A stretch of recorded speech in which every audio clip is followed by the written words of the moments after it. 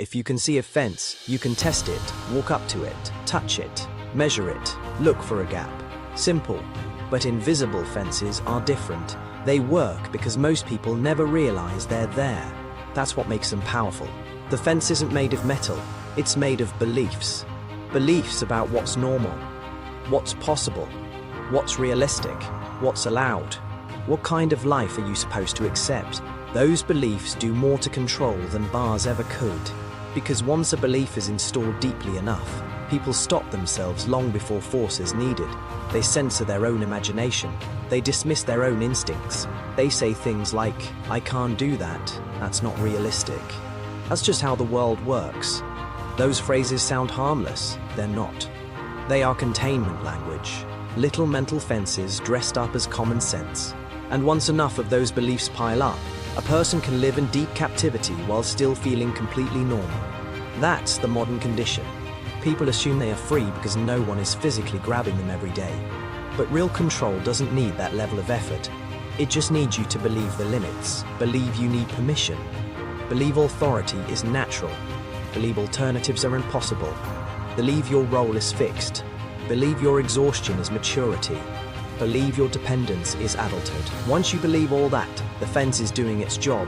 The system loves invisible fences because they're cheap. No giant walls required, no dramatic oppression necessary, just a lifetime of conditioning, repetition, fear, and social pressure. That does the work beautifully. And the best part, from the system's point of view, is that people defend the fence themselves. Anyone who questions it gets mocked. Anyone who points out the boundaries gets labeled. Anyone who asks whether the whole arrangement is artificial gets treated like they're unstable. That's not random. That's how invisible fences protect themselves, not with an explanation, with ridicule. Because if the fence were actually obvious, it would need better arguments. Instead, all it needs is enough social pressure to make questioning feel dangerous. And for most people, that's enough. They stay inside the mental perimeter and call it wisdom. They confuse obedience with realism. They confuse fear with maturity. They confuse adaptation with freedom. That's how effective the fence is. You don't even need to agree with it. You just need to stop testing it. That's what really keeps people contained. Not rules alone. Untested assumptions. How many limits in your life are real? And how many were inherited? How many times have you said, "I can't," when the truth was really, "I've been taught not to think that way"? How many times have you obeyed a belief instead of reality? That's the question that matters. Because the moment a belief is seen clearly as a belief, it loses some power. Then it can be challenged, examined, compared, rejected. That's why awareness is so disruptive. It turns invisible fences into visible ones. And visible fences are weaker. Because once you can see the boundary, you can finally ask whether it belongs there. That doesn't mean instant escape. It doesn't mean dramatic rebellion. It means something quieter and far more powerful. You stop automatically accepting the limits installed in your mind.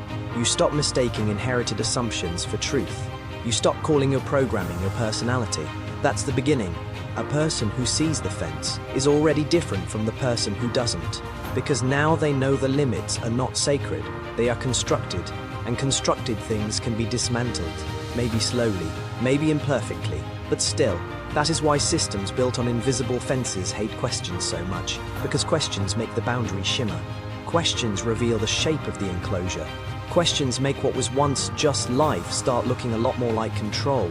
And that is where freedom begins. Not when every fence disappears overnight, but when you finally notice where the fence is. Because once you see it, you stop leaning on it. And once enough people stop leaning on invisible fences, the whole structure starts looking much less permanent than it pretended to be.